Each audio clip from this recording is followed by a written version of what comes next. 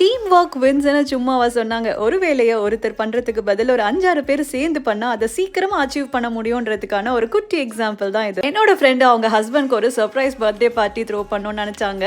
அந்த பார்ட்டிக்கு எங்களெல்லாம் கூப்பிட்டு ஒரு 1 மணி நேரம் தாங்க டைம் குடுத்தாங்க. அவங்க சர்ச்சுக்கு போயிட்டு வரதுக்குள்ள கிளீனா இருக்க இந்த வீட நல்லா டெக்கரேட் பண்ணி வச்சிருங்கன்னு சொன்னாங்க.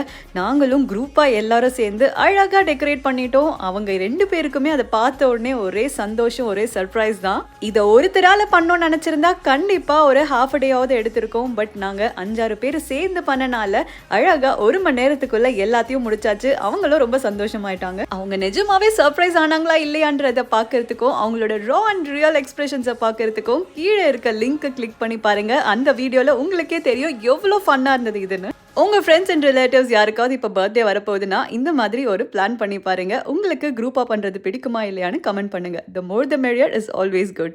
Bye.